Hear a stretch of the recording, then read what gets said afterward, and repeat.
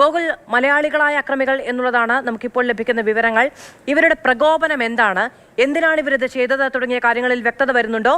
ഇപ്പോൾ പിടിയിലായ ആളുകളുടെ വിവരങ്ങൾ കൂടി. അതായത് ഇപ്പോൾ പുതിയതായി ആരും പിടിയിലായിട്ടില്ല, പക്ഷെ 3 പേരെ കൂടി പോലീസ് തിരിച്ചറിഞ്ഞിട്ടുണ്ട് എന്നുള്ളതാണ് ഏറ്റവും പ്രധാനപ്പെട്ട കാര്യം.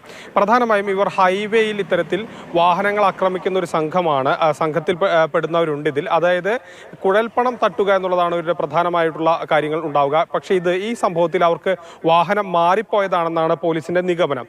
ഇതിൽ കഴിഞ്ഞ ദിവസം തന്നെ 4 പേർ പെട്ടിരുന്നു. അതായത് 4 പേർ പിടിയിലായവർ ഒരാൾ ശിവദാസൻ, രമേശ് ബാബു, അജയ് കുമാർ എന്നിവരാണ് പിടിയിലായത്. അതോടൊപ്പം തന്നെ മദ്രാസ് റെജിമെന്റിൽ ജോലി ചെയ്യുന്ന ഒരു സൈനികൻ വിഷ്ണു കൂടി ഈ ഒരു സംഭവവുമായി പിടിക്കപ്പെട്ടിരുന്നു. അങ്ങനെ 4 പേരാണ് കഴിഞ്ഞ ദിവസം പിടിക്കപ്പെട്ടിരുന്നത്. ഇവരിൽ നിന്നുള്ള വിവരത്തിന്റെ അടിസ്ഥാനത്തിൽ 3 പേരെ കൂടി മധുക്കര പോലീസ് തിരിച്ചറിഞ്ഞിട്ടുണ്ട്. പക്ഷേ ഏതായാലും 2 ഇന്നോവ കാറിൽ വന്ന സംഘം എന്ന് പറയുമ്പോൾ ഏകദേശം 10-ലധികം പേരുണ്ടാകും. അങ്ങനെ വരുമ്പോൾ തന്നെ 7 പേരോട് അടുപ്പിച്ച് ഇതുവരെ പോലീസ് തിരിച്ചറിഞ്ഞിട്ടുള്ളൂ. ഇനിയും നിരവധി പേരെ മനസ്സിലാക്കാനുണ്ട് എന്നുള്ളൊരു നിഗമനത്തിലാണ് പോലീസ്. അതുകൊണ്ട് തന്നെ മധുക്കര പോലീസ് 3 ടീമുകളായി തിരിഞ്ഞുകൊണ്ടാണ് ഈ ഒരു സംഭവം അന്വേഷിക്കുന്നത്. പോലീസ് കണക്കാക്കുന്നത് ഇത്തരത്തിൽ ഹൈവേയിലൂടെ വാഹനങ്ങൾ ആക്രമിക്കുന്ന സംഘം അല്ലെങ്കിൽ കുഴൽപ്പണമാണെന്ന് കരുതി കുഴൽപ്പണം ഈ വാഹനത്തിൽ ഉണ്ടെന്ന് കരുതി ഈ വാഹനത്തെ ആക്രമിച്ചവരാകാം എന്നുള്ളൊരു നിഗമനത്തിലാണ് പോലീസ് ഉള്ളത്. ആ കാര്യങ്ങളൊക്കെ പോലീസ് പരിശോധിച്ചു കൊണ്ടിരിക്കുകയാണ്. ഇതിൽ പ്രധാനമായും നമ്മൾ ദേശീയപാതയിലെ കാര്യം നോക്കുകയാണെങ്കിൽ പലപ്പോഴും ഇത്തരം സംഭവങ്ങൾ പല രീതിയിൽ ഉണ്ടാകുന്ന നമുക്ക് കാണാൻ കഴിയും. കാരണം കുറച്ച് നാളുകൾക്ക് മുൻപ് തന്നെ കേരളത്തിലെ കസബ സ്റ്റേഷൻ പരിധിയിൽ വാഹനങ്ങൾ തടഞ്ഞു നിർത്തി ആക്രമിക്കുന്ന സംഭവങ്ങളൊക്കെ ഉണ്ടായിട്ടുണ്ട്. അപ്പോൾ ഇത് ഒരു സംഘം എന്നുള്ള രീതിയിൽ തന്നെ ഇങ്ങനെ വാഹനത്തിൽ വരിക, ഇവരുടെ ഓപ്പറേഷനൊക്കെ ഒരേ രീതിയിലാണ്. ഒരു 2-3 വാഹനത്തിൽ വരും. എന്നിട്ട് ഒരു വാഹനം ഓടുന്ന വാഹനത്തിനെ ക്രോസ് ചെയ്ത് നിർത്തി വാഹനം തടഞ്ഞു നിർത്തി യാത്രക്കാരെ പുറത്തിറക്കി വാഹനവുമായി കടക്കുന്ന ഒരു രീതി പലപ്പോഴും ഉണ്ടായിട്ടുണ്ട്. ഇതിനു മുൻപും സമാനമായ സംഭവങ്ങൾ ഉണ്ടായിട്ടുണ്ട്. പല യാത്രക്കാർക്കും ഇത്തരത്തിലുള്ള ആക്രമണങ്ങൾ നേരിട്ടുണ്ട്. ചില സംഘങ്ങൾ കുഴൽപ്പണം കൊണ്ടുപോകുന്ന വാഹനങ്ങൾക്ക് നേരെ ഇങ്ങനെ ആക്രമണം നടത്തി വാഹനവും കുഴൽപ്പണവും കൈക്കലാക്കുന്ന രീതിയൊക്കെ ഉണ്ടാകാറുണ്ട്. ഒരുപക്ഷെ ഇത് പോലീസ് കണക്കാക്കുന്നത് ഈ വാഹനത്തിൽ കുഴൽപ്പണം ഉണ്ടെന്ന് തെറ്റിദ്ധാരണ മൂലം ഈ രീതിയിൽ ആക്രമിച്ചതാകാമെന്നാണ് കണക്കാക്കുന്നത്. ഗോകുൽ, ഇപ്പോൾ ഇവർ വാഹനങ്ങളുമായി ചെന്ന് പർച്ചേസ് നടത്തി തിരികെ വരികയായിരുന്നു എന്നാണ് നമുക്ക് മനസ്സിലാക്കാൻ കഴിയുന്നത്. അക്രമമുണ്ടായെങ്കിലും പെട്ടെന്ന് വാഹനം ഓടിച്ച് യുവാക്കൾ രക്ഷപ്പെടുകയായിരുന്നു. അതിനപ്പുറത്തേക്ക് ഈ വാഹനം കേടുവരുത്തുക എന്നതിനപ്പുറത്തേക്ക് കവർച്ചാ ശ്രമങ്ങൾ ഉണ്ടായെന്നടക്കം കാര്യങ്ങൾ പരാതിയിൽ പറയുന്നുണ്ടോ? മാത്രമല്ല, ഇപ്പോൾ പിടിയിലായവരടക്കമുള്ളവർ അവരുടെ ഒരു പശ്ചാത്തലം മുൻപ് ഇത്തരം അക്രമ സംഭവങ്ങളിൽ പെട്ടവരാണോ?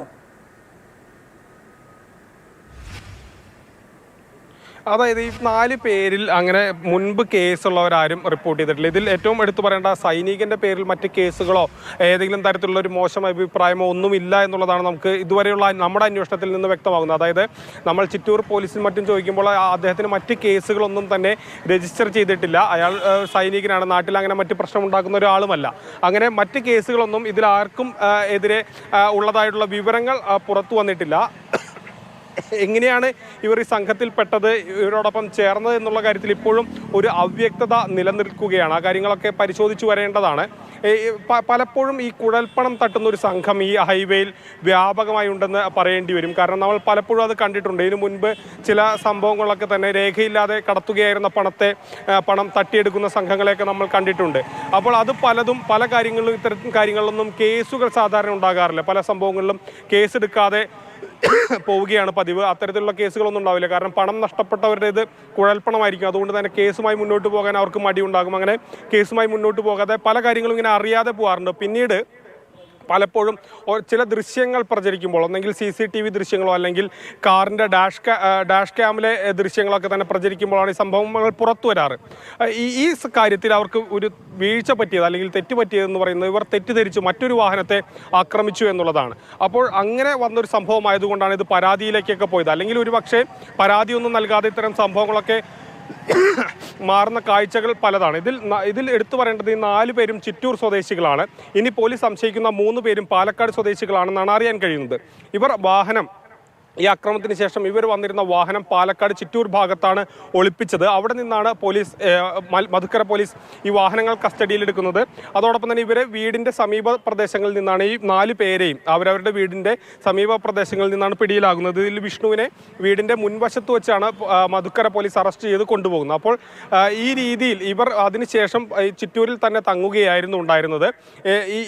ഈ സംഭവത്തിൽ അവർക്ക് രക്ഷപ്പെടാൻ കഴിഞ്ഞത്, അതായത് ഈ ചെറുപ്പക്കാർക്ക് അവരുടെ അവസരോചിതമായൊരു ഇടപെടൽ മൂലം രക്ഷപ്പെടാൻ കഴിഞ്ഞു എന്ന് പറയേണ്ടി വരും. ശരി, 4 പേരാണ് നിലവിൽ പോലീസിന്റെ കസ്റ്റഡിയിലുള്ളത്. 7ഓളം പേർ അല്ലെങ്കിൽ അതിൽ കൂടുതൽ ആളുകളുണ്ട് എന്നാണ് വിചാരിക്കുന്നത്. 3 പേരെ കൂടി തിരിച്ചറിഞ്ഞിട്ടുണ്ട് എന്നുള്ളതാണ് പോലീസ് നൽകുന്ന വിവരങ്ങൾ. ഗോകുലാണ് അത് സംബന്ധിച്ച വിവരങ്ങൾ നൽകിക്കൊണ്ടിരിക്കുന്നത്. എസ് രാഗിനിലേക്ക് കൂടി പോവുകയാണ്. രാഗിൻ, ഈ പരാതിയുമായി എത്തിയ ആളുകൾ അവരോട് മോശമായി പെരുമാറുക എന്ന് പറയുമ്പോൾ കുന്നത്താട് പോലീസ് അതിനുള്ള താല്പര്യം എന്താണ്?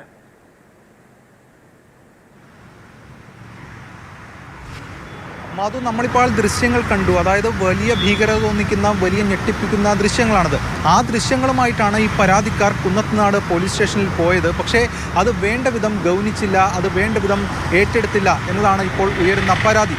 സ്വാഭാവികമായിട്ടും ഈ ഒരു ദൃശ്യങ്ങൾ കണ്ടാൽ അതിൽ പലതരത്തിലുള്ള ഇടപെടലിന് സാധ്യതകളുണ്ടായിരുന്നു. സാധാരണഗതിയിൽ മധുക്കര പോലീസിൽ രജിസ്റ്റർ ചെയ്തിട്ടുള്ള FIR ആണെങ്കിൽ പോലും ഈ ദൃശ്യങ്ങൾ അവരെയൊക്കെ അയച്ചു കൊടുക്കുകയോ അല്ലെങ്കിൽ അതിൽ സംബന്ധിച്ചുള്ള കൂടുതൽ കാര്യങ്ങൾ ബോധിപ്പിക്കുകയോ ഒക്കെ ചെയ്യാമായിരുന്നു.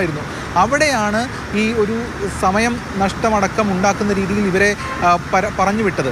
അതാണിപ്പോൾ വിവാദത്തിന് ഇടയാക്കിയിരിക്കുന്നത്. സംഭവത്തിൽ റൂറൽ SP സ്പെഷ്യൽ ബ്രാഞ്ച് DYSPയോട് അന്വേഷണത്തിന് ആവശ്യപ്പെട്ടിട്ടുണ്ട്.